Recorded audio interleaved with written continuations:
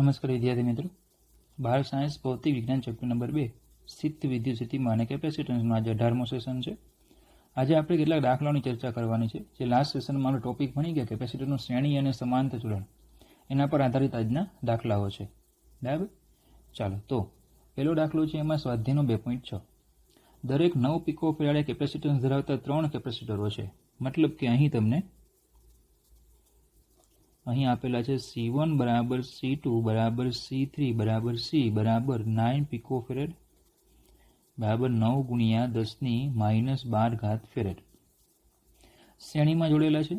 સંયોજનનું કુલ capacitance કેટલું એ આપણે ગોતવાનું છે. બીજું, આ સંયોજનને 120 વોલ્ટના સપ્લાય સાથે જોડવામાં આવે એટલે કે V બરાબર 120 વોલ્ટ. તો દરેક કેપેસિટરને સમાંતર સ્થિતિમાનનો તફાવત કેટલો? બરાબર, ચાલો તો પેલું આપણે ગોતવાનું છે સમતુલ્ય કેપેસિટન્સ એટલે C ઇક્વિવેલન્ટ. તો હવે બધા શ્રેણીમાં જોડેલા છે કેપેસિટરો. બરાબર, તો આપણે અહીં આવું લખી શકીએ કે અહીં C1 C2 અને C3 શ્રેણી જોડાણનો સમતુલ્ય. ચલો, શું સૂત્ર હતું? શ્રેણી એટલે 1/C ઇક્વિવેલન્ટ બરાબર 1/C1 plus 1/C2 plus 1/C3. હવે તમે અહીંયા કિંમત મૂકી દો તો પણ ચાલે. બરાબર, પણ આપણે આપ્યું છે કે ભાઈ C1 બરાબર C2 બરાબર C3 બરાબર C. બરાબર, તો પછી આપણે આ સ્ટેપને આમ પણ લખી શકીએ C ઇક્વિવેલન્ટ બરાબર 3/C. તો C ઇક્વિવેલન્ટ બરાબર C/3, જે તમને લાસ્ટ લેક્ચરમાં તમને કીધેલું કે જો કેપેસિટરો શ્રેણીમાં જોડેલા હોય બરાબર ને સમાન હોય તો સમતુલ્ય કેપેસિટન્સ એટલે નંબર ઓફ સંખ્યા જે હોય એના વડે કેપેસિટન્સને ભાગી નાખવાનું. એટલે 3 કેપેસિટરો છે તો 3 વડે આખું ભાગી નાખવાનું. તો ચલો, એક હતું 9 પિકો ફેરાડે ભાગ્યા 3 એટલે C ઇક્વિવેલન્ટ થઈ જશે 3 પિકો ફેરાડે. બરાબર, ચાલો હવે બીજું આપણે કીધું છે કે દરેક કેપેસિટરને સમાંતર વોલ્ટેજ, દરેક કેપેસિટર જે છે એને સમાંતર વોલ્ટેજ. તો હવે શ્રેણી જોડાણમાં જોડેલા હોય. બરાબર, બધા કેપેસિટરો જે છે બરાબર એ શ્રેણીમાં જોડેલા છે એટલે એની પરનો વિદ્યુત ભાર સમાન હોય એવો આપણે ભણી ગયા છીએ. બરાબર, તો ચાલો એનો જ આપણે અહીંયા ઉપયોગ કરીએ. ચલો, બીજું છે દરેક કેપેસિટરને સમાંતર સ્થિતિમાનનો તફાવત.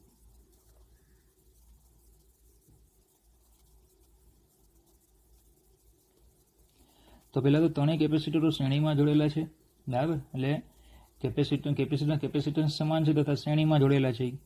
કે ભાઈ અહીં 3 કેપેસિટરના કેપેસિટન્સ સમાન છે તથા શ્રેણીમાં જોડેલ હોવાથી ત્રણેય પર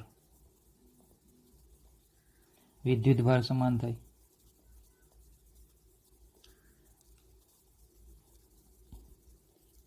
અને આથી V બરાબર Q/C મુજબ ત્રણેય પર સ્થિતિમાન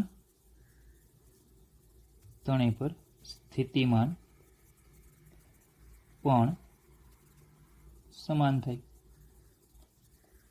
બરાબર, તો V બરાબર Q/C જે આપણું સૂત્ર છે. હવે Q ત્રણેય ઉપર સમાન છે કારણ કે શ્રેણીમાં જોડ્યા છે. કેપેસિટન્સ અહીંયા સમાન છે, એનો મતલબ કે સ્થિતિમાન પણ કેવું હોય? ત્રણેયનું સમાન જ હોય. તો માટે આપણે આવું લખી શકીએ કે V1 બરાબર V2 બરાબર V3 બરાબર V'. એને હું નંબર 1 કહી દઉં. પણ હવે કેપેસિટરો શ્રેણીમાં જ્યારે જોડેલા હોય કે હવે શ્રેણી જોડાણ માટે સ્થિતિમાન આપણે આવું લખી શકીએ V બરાબર V1 plus V2 plus V3. શ્રેણીમાં જોડ્યા હોય તો V બરાબર V1 plus V2 plus V3. તો V બરાબર 3V', કારણ કે V1 બરાબર V2 બરાબર V3 બરાબર V'.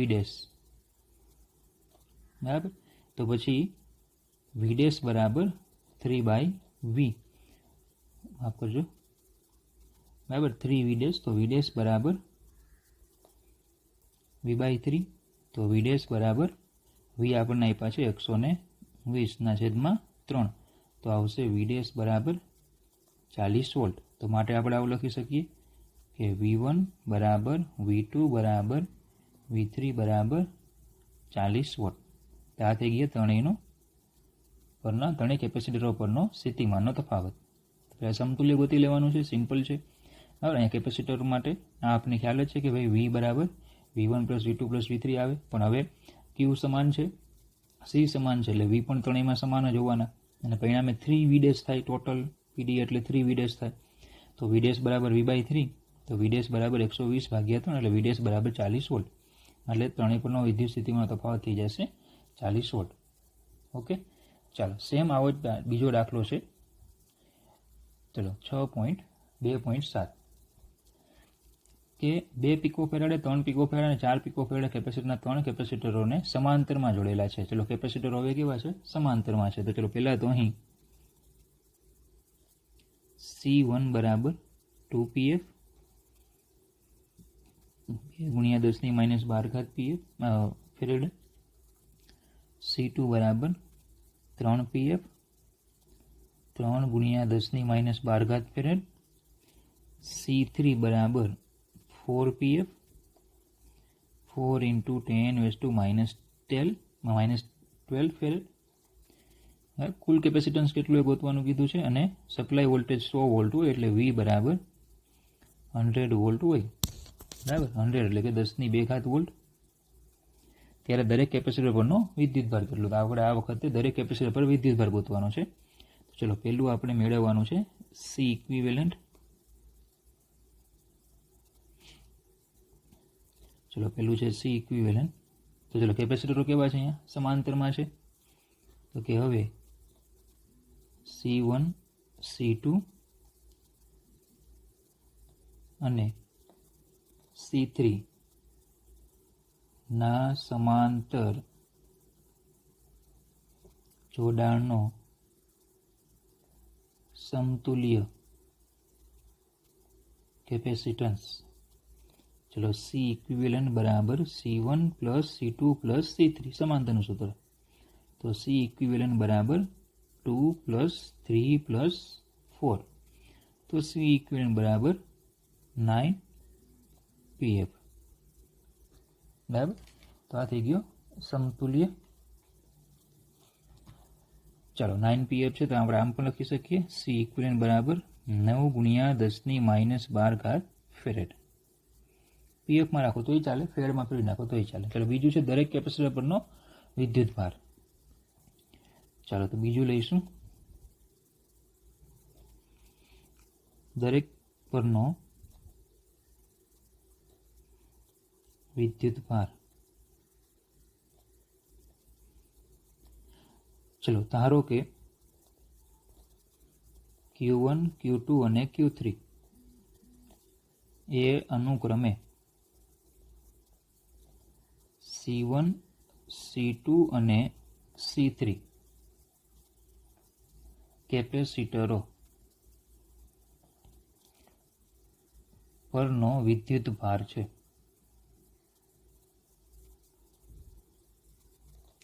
હવે C1 C2 C3 છે એ કેપેસિટરો Q1 Q2 P3 કેપેસિટરો C1 C2 C3 પરનો વિદ્યુત ભાર હોય.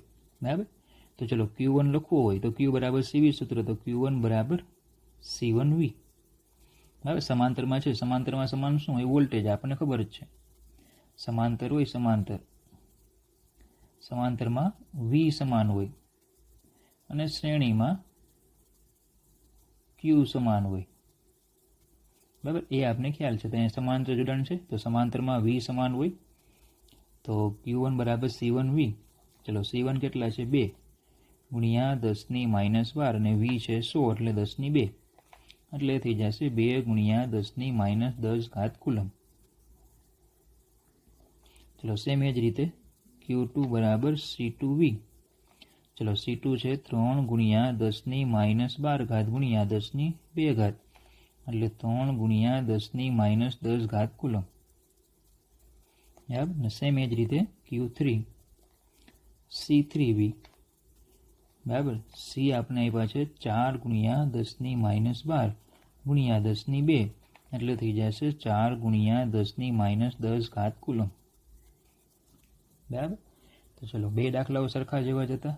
ઓકે, ચલો આગળનો દાખલો લઈએ. હવે પરિપથનો દાખલો છે, ધ્યાન આપજો બરાબર. પહેલો દાખલો છે ઇઝી દાખલો લઈએ પહેલાં, અને પછી બરાબર બાહુબલી પ્રકારનો દાખલો આપણે આપ્યો છે. ચલો, તો આકૃતિમાં દર્શાવ્યા પ્રમાણે 10 માઇક્રોફેરેડના 4 કેપેસિટરનું એક નેટવર્ક 500 વોલ્ટના સપ્લાય સાથે જોડેલ છે. તો ચલો 4 કેપેસિટરો છે અહીંયા, અને આ નેટવર્ક છે એ 500 વોલ્ટના સપ્લાય સાથે જોડ્યું છે. નેટવર્કનો સમતુલ્ય કેપેસિટન્સ કેટલો? ચલો પહેલાં આપણે આટલું જ રાખીએ. અત્યારે પહેલું આપણે ગોતવાનું છે સી ઇક્વિવેલન્ટ. તો સી ઇક્વિવેલન્ટ ઉપર આપણે ચર્ચા શરૂ કરીએ. બરાબર. હવે જોજો કે અહીંયા કેપેસિટરો આટલા છે 4. બરાબર. હવે તમે જો અહીંયા એ બિંદુ છે ત્યાંથી તમે સ્ટાર્ટ કરો અને તમે બરાબર બી પર જાઓ, સી પર જાઓ અને ડી પર જાઓ, તો તમને 3 કેપેસિટરો વચ્ચે આવે. એથી સ્ટાર્ટ કરીને બી માર્ગે જાઓ તો આ 3 કેપેસિટરો આવે છે. બરાબર. એ 3 કેપેસિટરો જોડો આ રીતે જોડેલા છે એવું કહેવાય. બરાબર. એ અને ડી બિંદુઓ જે છે એમની વચ્ચે 3 કેપેસિટરો જે આવે છે આ રીતે જોઈન્ટ છે. મતલબ કે આ ત્રણેયનું જોડાણ કેવું છે? શ્રેણી જોડાણ છે. બરાબર. તો ચલો એ જે 3 કેપેસિટરો છે એ કેવા જોડાણમાં છે? શ્રેણીમાં. ઓકે, તો ચલો પહેલાં આપણે આટલું સમતુલ્ય ગોતીએ કે અહીં C1 C2 અને C3 ના બરાબર અહીં C1 C2 અને C3 ના શ્રેણી જોડાણનો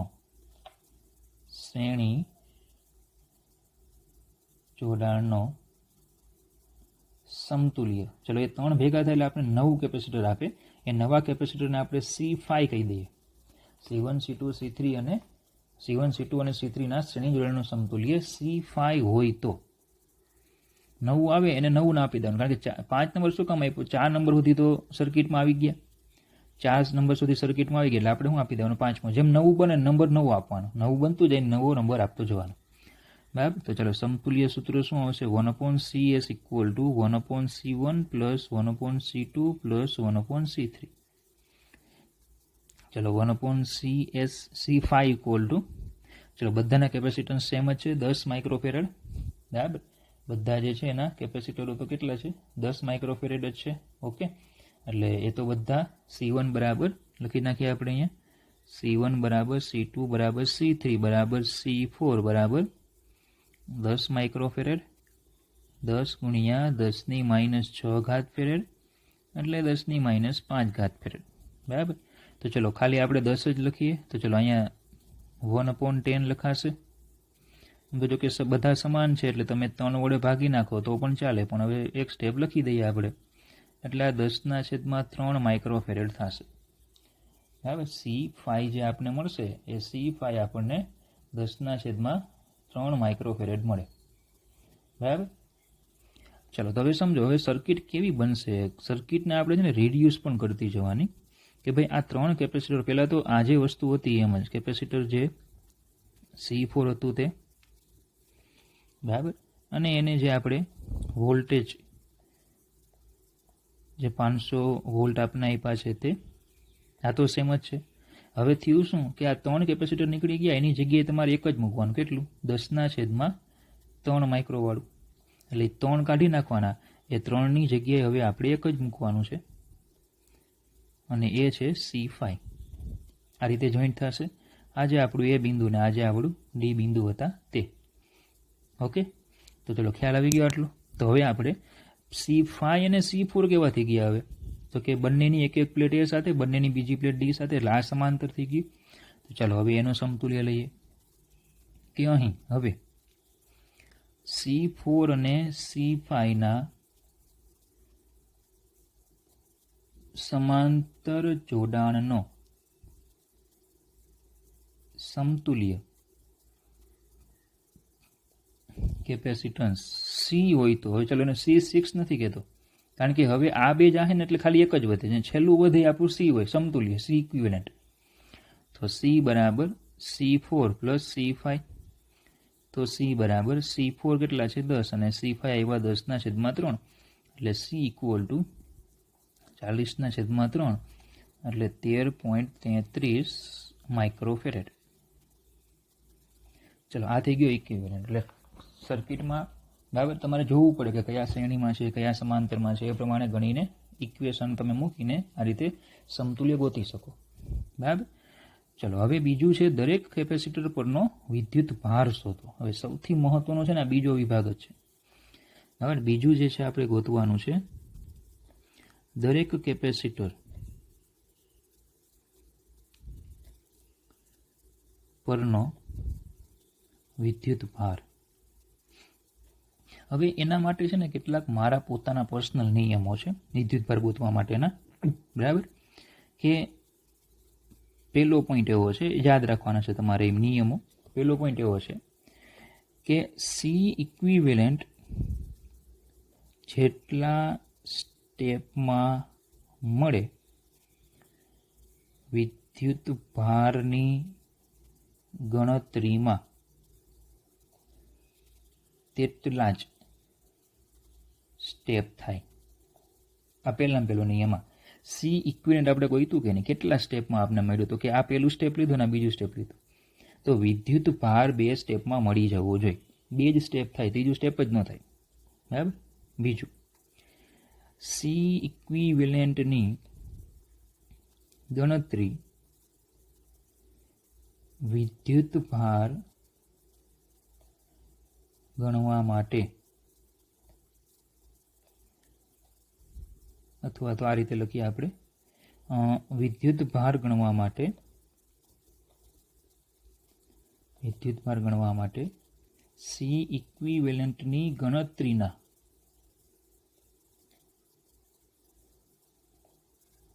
નીચેના છેલ્લા સ્ટેપથી શરૂ કરવું. એટલે તમારે વિદ્યુત ભાર ગણવો છે તો સી ઇક્વિવેલન્ટ ગણવાના 2 સ્ટેપ જે હતા, બરાબર, એક આ પહેલા નંબરનું સ્ટેપ હતું ને આ બીજા નંબરનું સ્ટેપ હતું. તમારે બીજા નંબરના સ્ટેપથી ગણવાનું શરૂ કરવાનું. કઈ રીતે હમણાં તમને સમજાવું, પેલા ખાલી જુઓ નિયમો. ત્રીજું,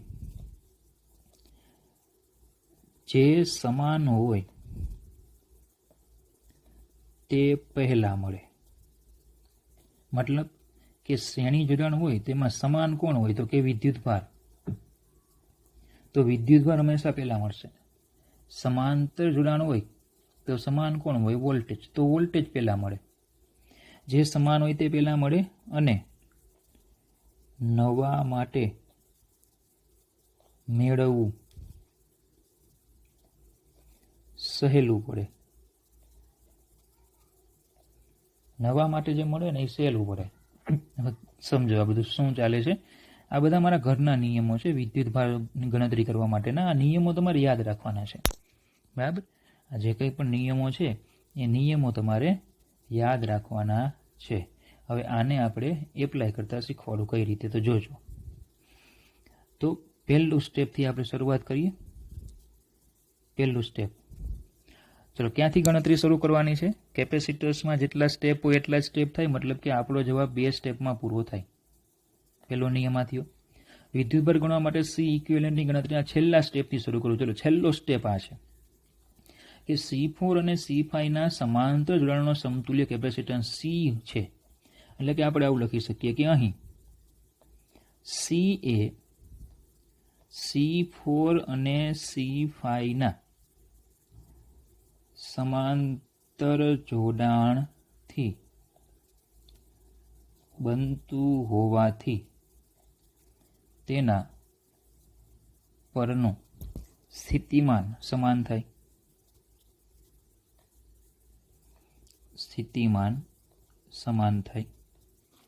બરાબર. સમાંતર જોડાણથી બને છે તો સમાંતરમાં સમાન શું હોય? વિદ્યુત સ્થિતિમાન સમાન હોય. સમાંતર જોડાણમાં સમાન શું હશે? વિદ્યુત સ્થિતિમાન. બરાબર. મતલબ કે C4 એનું સ્થિતિમાન V4 ને C5 એનું સ્થિતિમાન V5 બંને કેવા હોય? સમાન હોય. અને કોના જેટલું હોય? તો કે C જેટલું. કારણ કે આ બંનેના જોડાણથી જ C બને છે.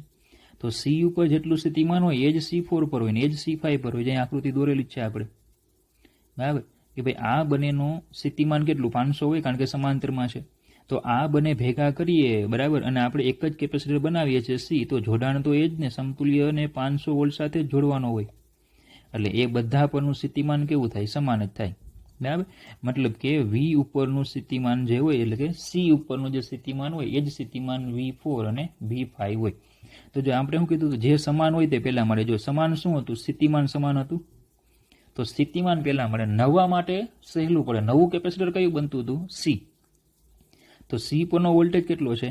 વી, અને વી કેટલા છે? 500. તો બોલો વી મળી ગયા 500, એટલે 5 × 10⁻² વોલ્ટ. ક્લિયર? હવે આપણે જે આ કેપેસિટર અહીંયા લખ્યા એમાંથી આપણું ખરેખર પરિપથમાં કેપેસિટર કયું છે? C4 જ છે. જો એટલે તમારે વિદ્યુતભાર ગોતવાનો કોની ઉપરનો હોય? C4 પરનો જ વિદ્યુતભાર ગોતવાનો હોય. તો C4 પર વિદ્યુતભાર એટલે Q4. Q4 બરાબર C4V4. ચલો C4 આપણી પાસે છે. જો C4 જે છે આપણી પાસે અહીંયા છે 10. C4 છે આપણે રકમમાં બધા આપ્યા છે 10 માઇક્રોફેરેડ, એટલે અહીંયા સીધા આપણે 10 માઇક્રોફેરેડ લખીએ, એટલે 10 × 10⁻², અને આ થઈ જશે 5 × 10⁻², એટલે તમને Q4 બરાબર, સોરી માફ કરજો, માઇક્રો છે એટલે 10 × 10⁻6 અને 5 × 10⁻², એટલે આ થઈ જશે 5 × 10⁻³ કુલમ. ચલો આ થઈ ગયું Q4, સ્ટેપ પૂરું થઈ ગયું. ચલો હવે એની આગળનું સ્ટેપ, એટલે કે કેપેસિટરની સમતુલ્ય ગોતવાનું હતું. એમાં પહેલું સ્ટેપ શું હતું? C1 C2 અને C3 ના શ્રેણી જોડાણનો સમતુલ્ય C5. મતલબ કે અહીંયા નવું કોણ બને? C5. કે અહીં C5 એ C1 C2 અને C3 ના શ્રેણી જોડાણથી બને છે. આથી શ્રેણીમાં સમાન કોણ હોય? વિદ્યુતભાર. તેમના પરનો વિદ્યુતભાર સમાન થાય. મતલબ કે Q1 બરાબર Q2 બરાબર Q3 બરાબર Q5. બધા પરનો વિદ્યુતભાર કેવો થાય? સમાન. બરાબર. અને નવા માટે ગોતવું સહેલું પડે, તો નવો Q5 છે એનો વિદ્યુતભાર આપણે ગોતી લઈએ. નવો જે છે કેપેસિટર કયું? Q5, એનો જ વિદ્યુતભાર આપણને મળે. બીજા ઓલા એક ન મળે. દાખલા તરીકે જો Q1 એટલે શું થાય? C1 V1 થાય. C1 છે પણ આપણી પાસે V1 નથી. C1 પરનું સ્થિતિમાન કેટલું? Q2 બરાબર C2 V2 થાય. V2 નથી. Q3 બરાબર C3 V3 થાય. એ નથી. પણ Q5 બરાબર C5 V5 થાય. હવે જો C5 પણ છે અને V5 પણ છે. C5 આપણી પાસે છે, જો C5 10⁻3. આંકડા તમે સાચા લખો ને, બરાબર, નંબરિંગ સાચા આપશો ને, એટલે તમારો ઓટોમેટિક બધા આંકડાઓ બેસતા થઈ જ જાય. V5 પણ છે, જો આ રહ્યું 5 × 10⁻². બરાબર.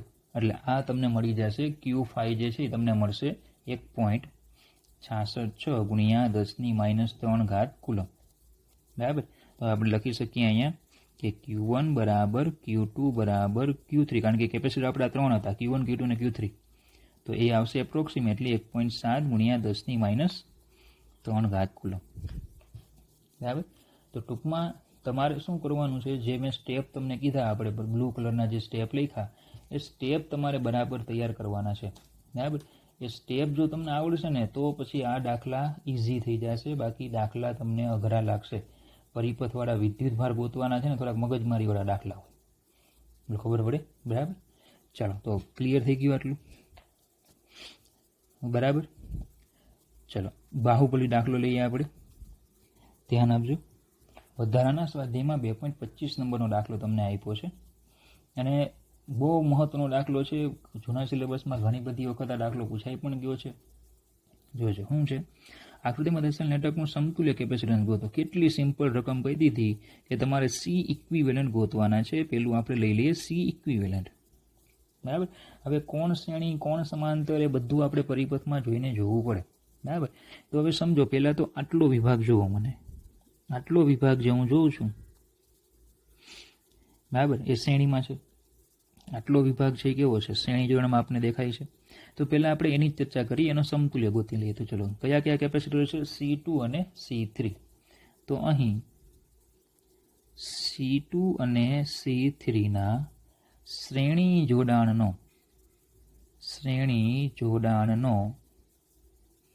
સમતુલ્ય C5 હોય તો, કારણ કે 4 નંબર સુધી નંબર આવી ગયા છે તો C5 કહી દઈએ. તો ચલો 1/C5 બરાબર 1/C2 પ્લસ 1/C3. ચલો એ બંને 200 પિકોફેરાડના છે એટલે 1/200 વત્તા 1/200 એટલે C5 બરાબર થઈ જશે 200/2 એટલે C5 બરાબર થઈ જાય 100 પિકોફેરાડ.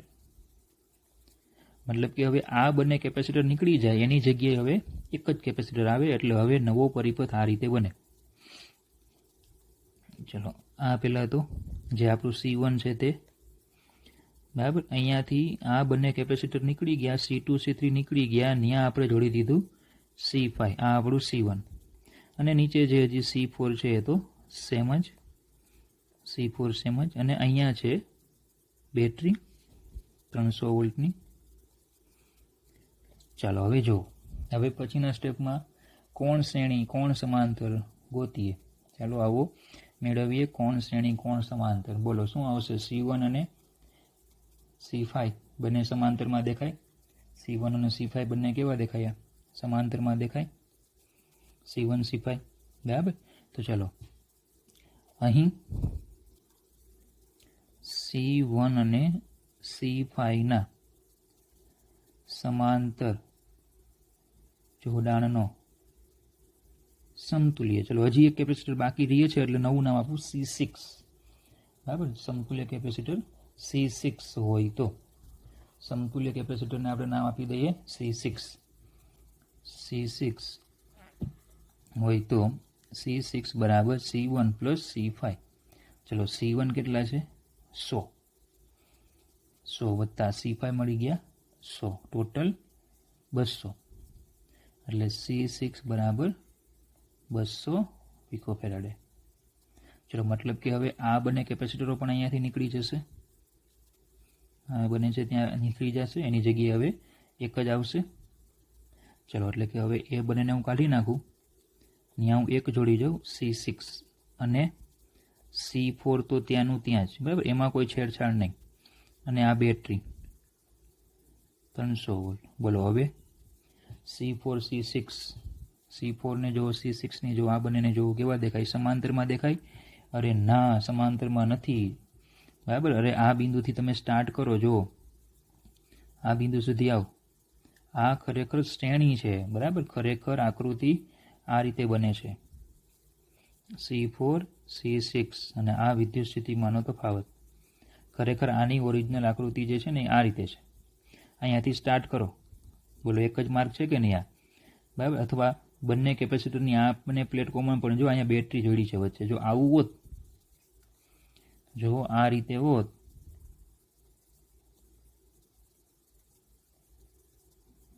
તો આ સમાંતર થાત, પણ એવું નથી. વચ્ચે શું આવે છે? બેટરી, એટલે સમાંતર જોડાણ નથી બરાબર. તો કયું જોડાણ છે? શ્રેણી જોડાણ છે. કયું છે? શ્રેણી. તો ચલો હવે આપણે આ રીતે લખશું કે અહીં C6 અને C4 ના શ્રેણી જોડાણનો સમતુલ્ય. હવે ચલો આ બંને જશે એટલે એક જ કેપેસિટર આવશે ને. હવે એક જ વધે તો C કહી દેવાનું. C હોય તો બરાબર. ચલો બંને કેવા જોડાણમાં છે? શ્રેણીમાં છે. ચલો શ્રેણીમાં કેપેસિટન્સ C હોય તો ચલો બે કેપેસિટર હોય એટલે સીધું આવું લખી શકાય C4 ગુણ્યા C6 છેદમાં C4 C6, C4 plus C6 બરાબર. 1 કરીને લખો અથવા સીધો ગુણાકાર કરી નાખો. 100 ગુણ્યા 200 ના છેદમાં 100 વત્તા 200. તો મેથેમેટિકલી સહેલું પડે તો C બરાબર આવશે 200/3 પિકોફેરાડ. ચલો તો આ થઈ ગયું આપણું સમતુલ્ય કેપેસિટન્સ બરાબર. હવે ખેલ શરૂ થાય છે બરાબર. કેટલા સ્ટેપ થયા? 1 2 3. બોલો નિયમ તમને યાદ છે? શું નિયમ હતો એ બરાબર? એકદમ ફટાક તેરા નિયમ બધા આવડી જવા જોઈએ. જો આવા નિયમ હતા આપણે વિદ્યુતભાર ગણવાના બરાબર. તો C ઇક્વિવેલન્ટમાં જેટલા સ્ટેપમાં મળે વિદ્યુતભારની ગણતરી તેટલા સ્ટેપમાં થાય. તો કેટલા સ્ટેપ થયા? 3. એટલે વિદ્યુતભારના પણ કેટલા સ્ટેપ થયા? 3.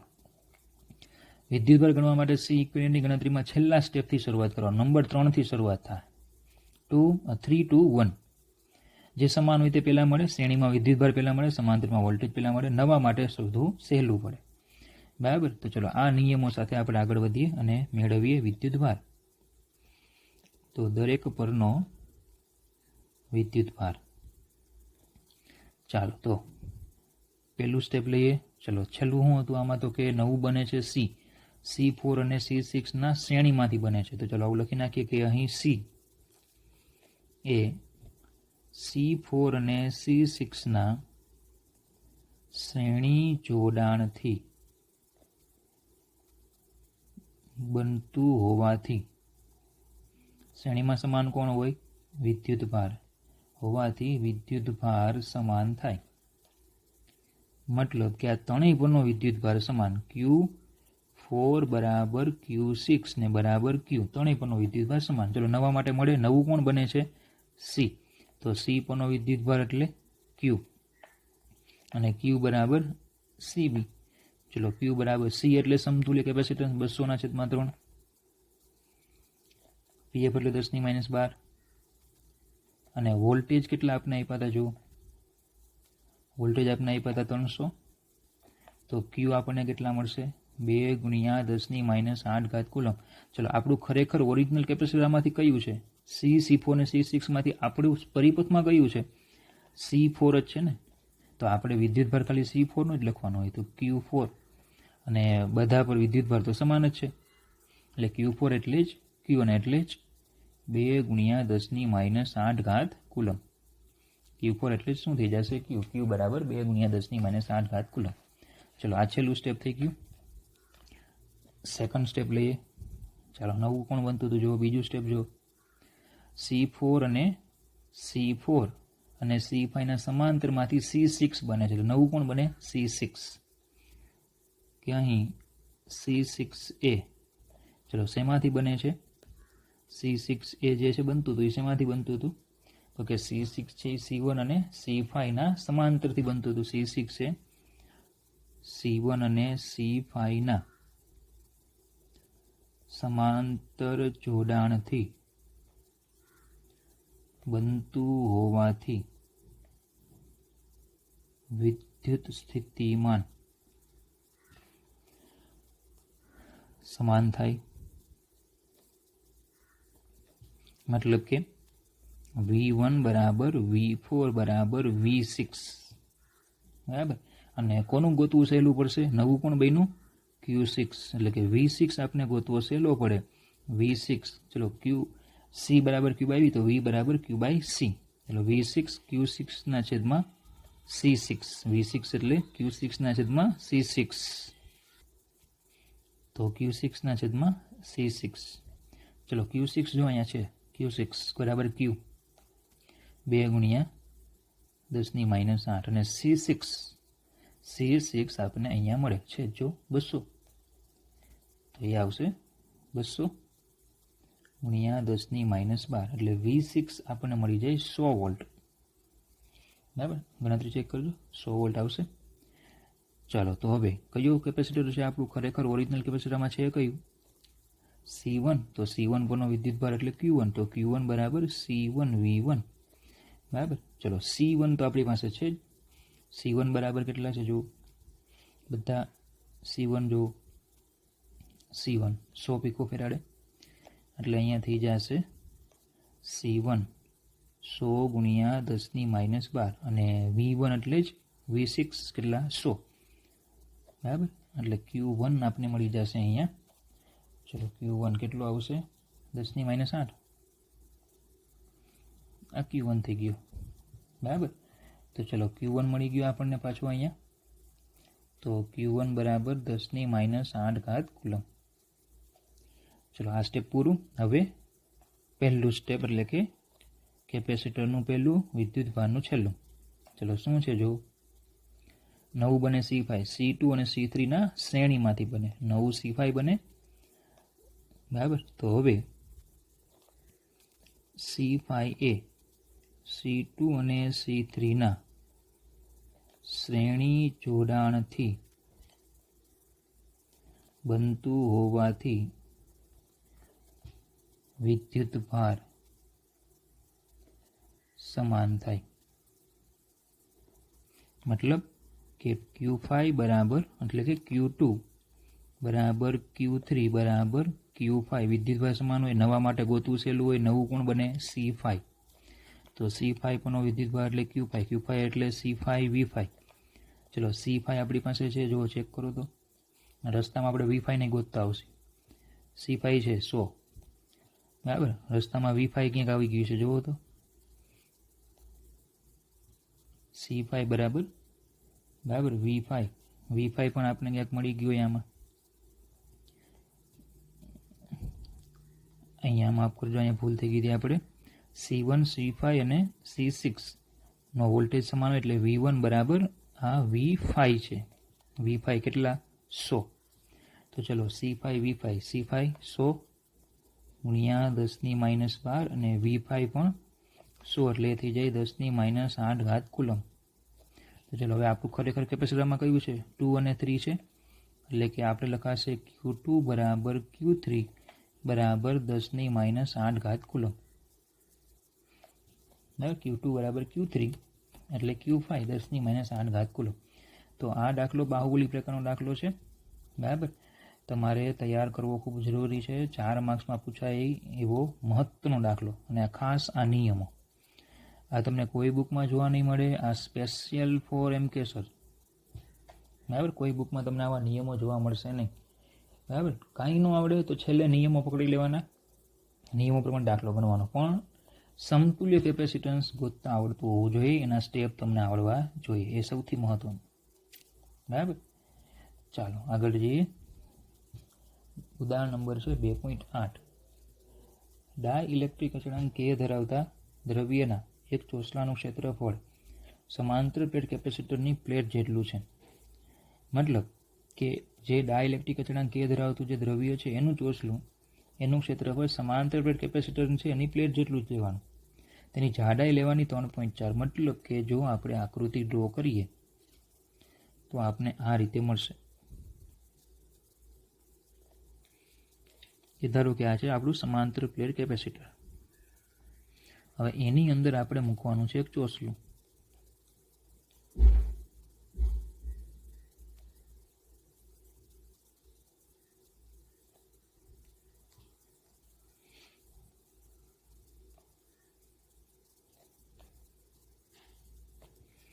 બરાબર.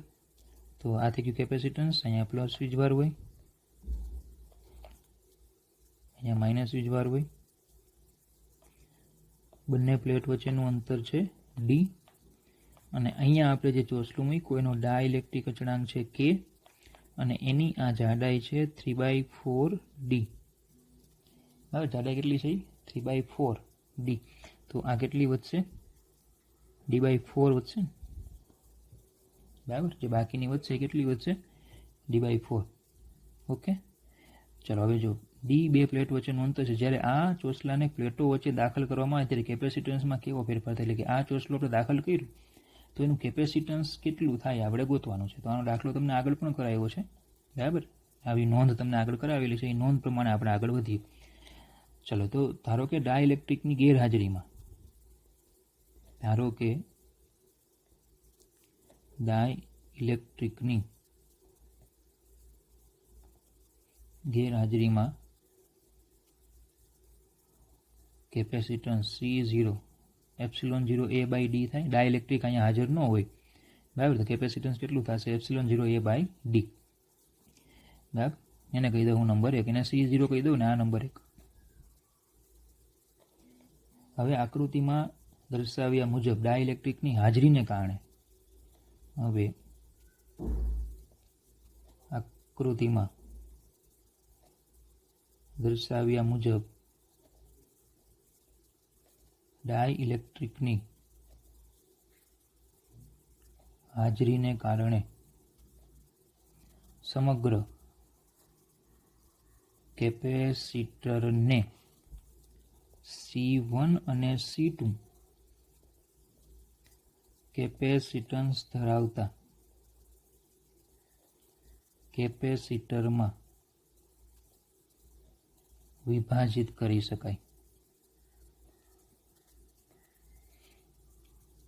શકાય છે।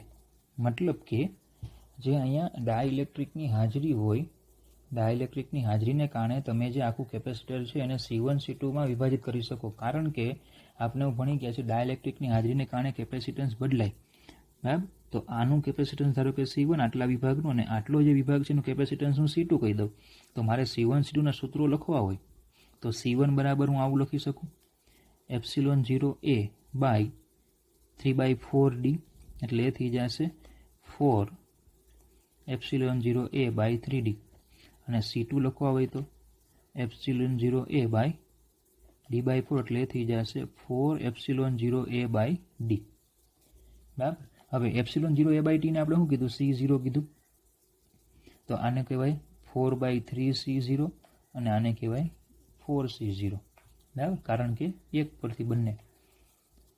પરથી, તો C1 C2 આપણે મળી ગયા, બરાબર। તો ટૂંકમાં આ એક કેપેસિટર થઈ ગયું, આ બીજું કેપેસિટર થઈ ગયું, અને આ બરાબર બંને એક કેપેસિટરની બંને પ્લેટ આ કેવી કહેવાય, કોમન, એમ આ જે છે વચ્ચેનો ભાગ છે બંનેમાં કોમન। ટૂંકમાં આ જે આકૃતિ છે તમે એને હવે આ રીતે વિચારી શકો કે આ એક કેપેસિટર થઈ ગયું, આ બીજું કેપેસિટર થઈ ગયું, અને અહીંયા જોડેલા છે આપણે A અને B પોટેન્શિયલ। તો આ C1 આ C2 કયું જોડાણ થઈ ગયું, આ શ્રેણી, કયું જોડાણ થઈ ગયું, શ્રેણી। તો શ્રેણી હોય તો સમતુલ્ય કેપેસિટન્સ 1/C = 1/C1 + 1/C2।